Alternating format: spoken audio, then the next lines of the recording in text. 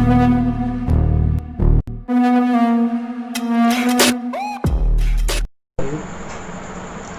Hind friends.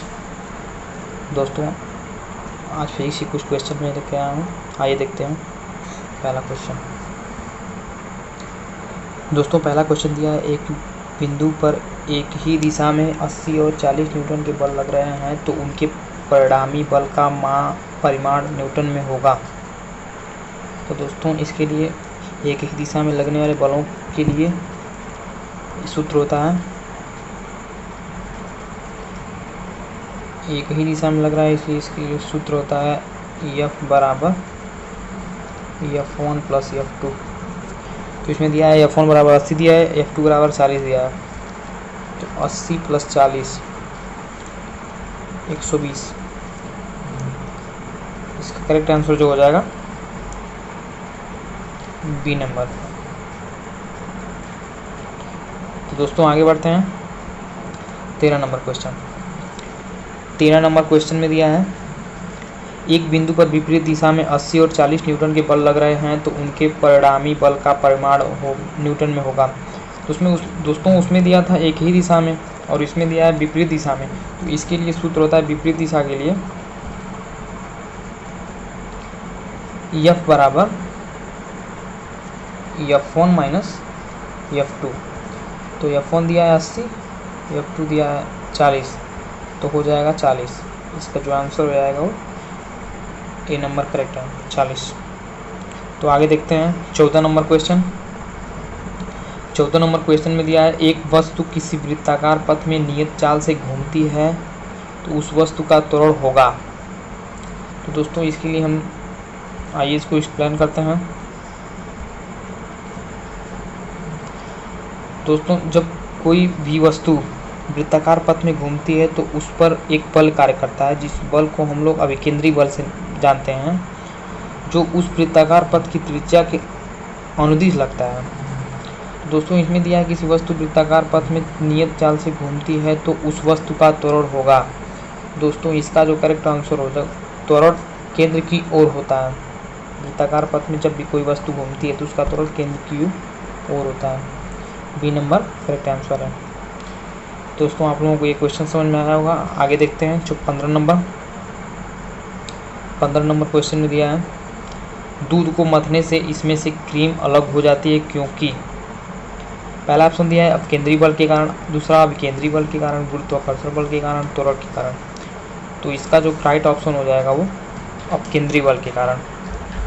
ये option जो है वो करेक्ट आंसर है।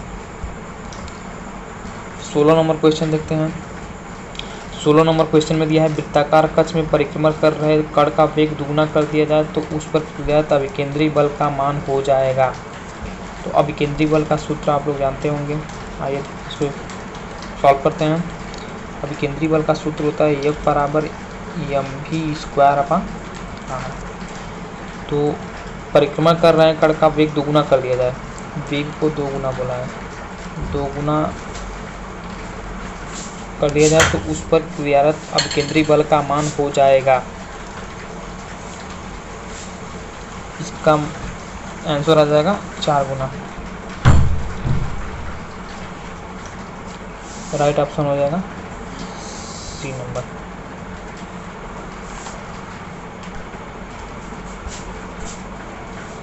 तो 16 नंबर का राइट ऑप्शन हो जाएगा 4 गुना, सी वाला ऑप्शन राइट हो जाएगा। दोस्तों, आगे देखते हैं 17 नंबर क्वेश्चन। 17 नंबर क्वेश्चन दिया, उपरोक्त प्रश्न में कक्ष की त्रिज्या भी आदि कर दी जाए तो अपकेंद्री बल का मान होगा। और केंद्रीय बल का सूत्र हम लोग अभी लिखे थे, F बराबर mv²/r। तो कक्ष की त्रिज्या आदि कर दी जाए, कक्ष की त्रिज्या आदि करेंगे तो 1/2 mv² 1/2, तो 2 ऊपर चला जाएगा तो ये अभिकेंद्री बल का मान 2 गुना हो जाएगा। तो इसका राइट ऑप्शन जो हो जाएगा ए नंबर 2 गुना। अगला क्वेश्चन देखते हैं 18 नंबर। 18 नंबर क्वेश्चन दिया है, 10 मीटर प्रति सेकंड के रैखिक वेग से एक कण 2 मीटर त्रिज्या वाले वृत्ताकार पथ पर घूम रहा है तो उसका त्रिज्य त्वरण मीटर प्रति सेकंड में होगा। तो त्वरण पूछा दोस्तों, इसके लिए सूत्र होता है ए बराबर वी स्क्वायर अपन आर, वी स्क्वायर का मान, वेग का मान दिया है 10, 100 हो जाएगा, 2 मीटर दिया है इसकी त्रिज्या, तो आर का मान 2, तो इसका आंसर आ जाएगा 50। इसका राइट ऑप्शन जो है 50 है, सी नंबर राइट ऑप्शन है। दोस्तों इसी के साथ अगला क्वेश्चन देखते हैं। अगला क्वेश्चन दिया है 19 नंबर।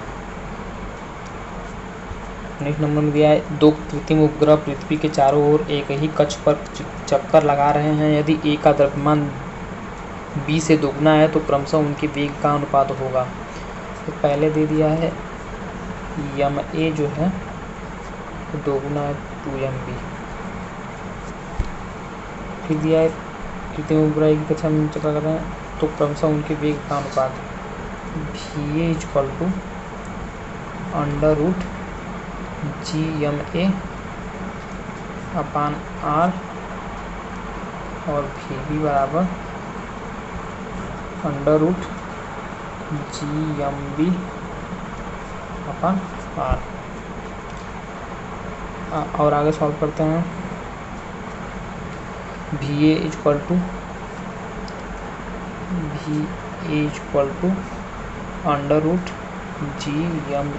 2mb, MA का मान 2mb दिया था, तो ये हो जाएगा 2mb/r।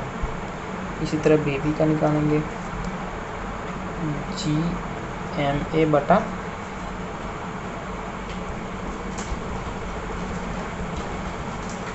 तो और VA और VB से दोनों को सॉल्व करके निकालेंगे, इसका आंसर आ जाएगा बी नंबर।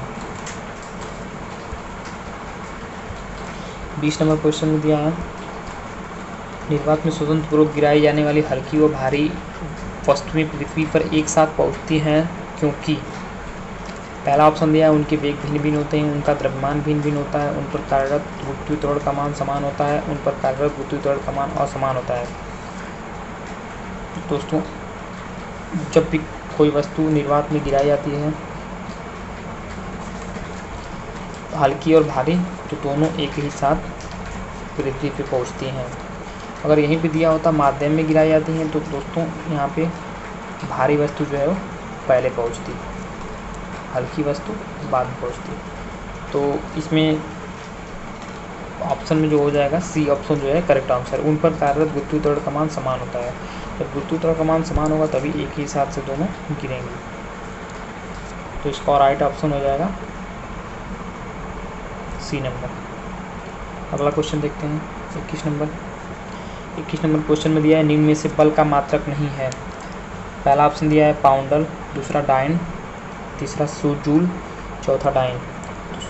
हम सभी लोग जानते हैं बल का मात्रक जो होता है पाउंडल होता है, करेक्ट है, डाइन होता है, करेक्ट है, न्यूटन होता है, करेक्ट है, जूल जो है ये जो है जूल जो नहीं होता है, तो ये ऑप्शन हो जाएगा सी ऑप्शन, करेक्ट आंसर जो हो जाएगा सी।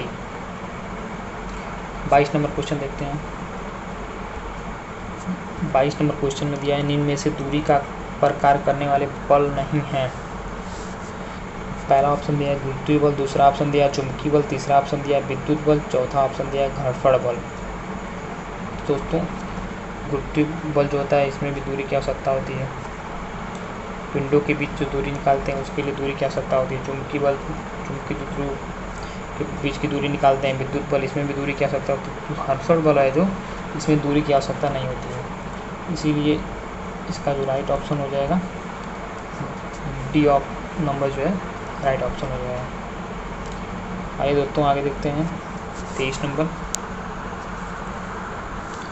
23 नंबर में दिया है एक गतिमान वस्तु पर 20 न्यूटन का बल लग रहा है। यदि वस्तु का द्रव्यमान आधा और कार्यरत बल का मान दोगुना कर दिया जाए तो वस्तु में त्वरण अब पहले की अपेक्षा होगा। तो पहला दिया है 20 न्यूटन, तो A1 = F/m, 20/m का मान तो दिया नहीं है तो हम छोड़ देंगे। A2 बराबर दिया है वस्तु का द्रव्यमान आधा और कार्यरत बल का मान दोगुना कर दिया, तो बल पहले 20 था, अब दोगुना करेंगे तो 40 हो जाएगा।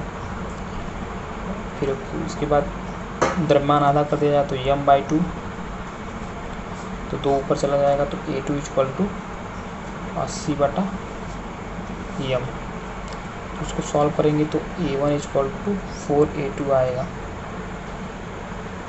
तो इसका राइट ऑप्शन जो हो जाएगा वो पहले से 4 गुना हो जाएगा। ये option is correct answer. 24 number question दिया है। 24 नंबर क्वेश्चन दिया न्यूटन की गति के तीसरे नियम के अनुसार क्रिया तथा प्रतिक्रिया से संबद्ध बल है। पहला ऑप्शन दिया सदैव एक ही वस्तु पर लगे होने चाहिए, भिन्न भिन्न वस्तुओं पर लगे होने हो सकते हैं, सदैव भिन्न भिन्न वस्तुओं पर ही लगे होने चाहिए, का परिणाम बराबर होना आवश्यक नहीं है परंतु उनकी दिशा एक समान होनी चाहिए। दोस्तों तीसरा नियम दिया है। तीसरा नियम को हम एक और नाम से जानते हैं क्रिया और प्रतिक्रिया नियम से। दोस्तों इसके लिए मैं उदाहरण बता रहा हूँ। जब हम किसी नाव से आगे की ओर कूदते हैं तो जितना हम आगे की ओर बल लगाते हैं नाव उसी बल से पीछे की ओर धक्का लगता है नाव में। तो इसी नियम को, तीसरे नियम को ही क्रिया प्रतिक्रिया का ही नियम कहते हैं। तो इसमें अब पहला ऑप्शन दिया है सदैव एक ही वस्तु पर लगे होने चाहिए, तो इसका राइट ऑप्शन हो जाएगा A number. A number is the correct option. अगला क्वेश्चन देखें 25 नंबर।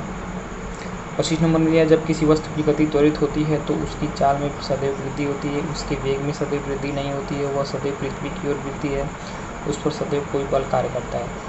तो दोस्तों जब किसी वस्तु की गति त्वरित होती है, गति तभी त्वरित होगी जब उस पर कोई बल लगेगा। तो इसका राइट ऑप्शन जो हो जाएगा वो उस पर सदैव कोई बल कार्य करता है। डी ऑप्शन जो है राइट ऑप्शन है और ये सब गलत ऑप्शन है, क्योंकि उसकी चाल में वृद्धि होगी तो गति तो त्वरित होगी नहीं। जब तक बल नहीं लगाएंगे तब तक गति नहीं होगी, इसीलिए इसका राइट ऑप्शन जो है डी वाला हो जाएगा। अगला क्वेश्चन देखते हैं 26 नंबर। 26 नंबर क्वेश्चन दिया किसी कार की चाल 10 सेकेंड में 20 किलोमीटर प्रति घंटा से 50 किलोमीटर प्रति घंटा हो जाती है, उस कार का त्वरण होगा। तो इसको दोस्तों आइए सॉल्व करते हैं। पहले v1 का मान निकालते हैं। v1 दिया है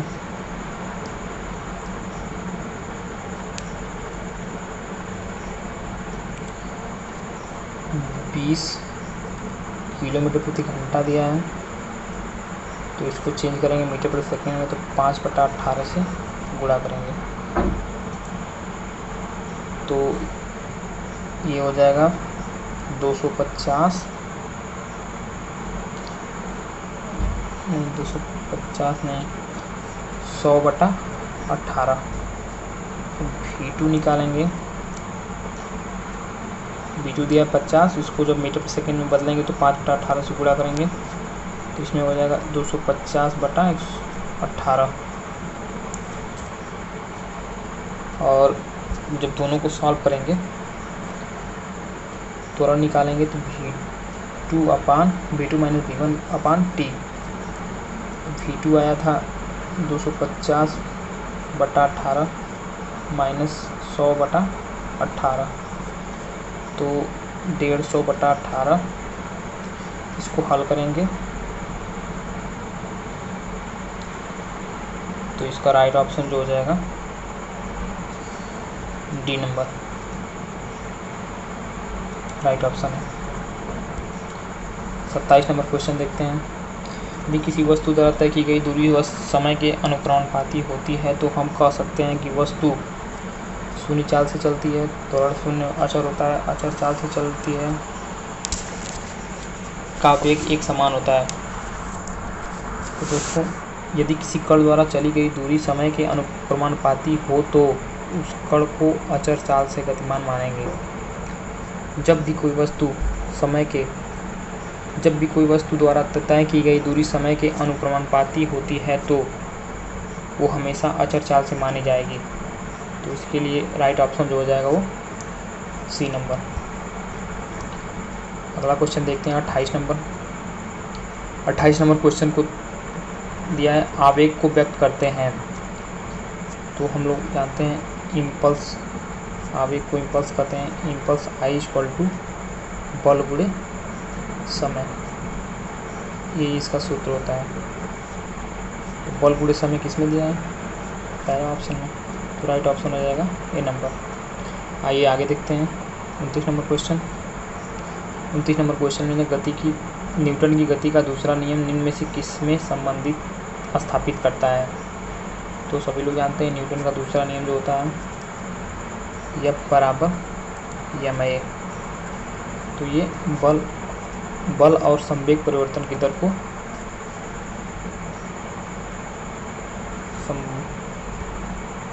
बल को संबंध स्थापित करता है। इसका राइट ऑप्शन जो जाएगा वो सी ऑप्शन हो जाएगा। आइए दोस्तों आज की वीडियो का लास्ट क्वेश्चन देखते हैं। इसमें दिया है 12 किलो का बम विस्फोट के पश्चात 8 किलो व 4 किलो के दो टुकड़ों में विभाजित होता है। यदि 8 किलो के टुकड़े का वेग 6 मीटर प्रति सेकेंड है तो दूसरे का वेग होगा। तो इसके लिए दोस्तों एक सूत्र होता है m1v1 बराबर m1v1 plus m2v2 equal to 2। m1 दिया है 8, v2 दिया है 6 प्लस m2 दिया है 4, v2 ज्ञात करना है इक्वल टू 0।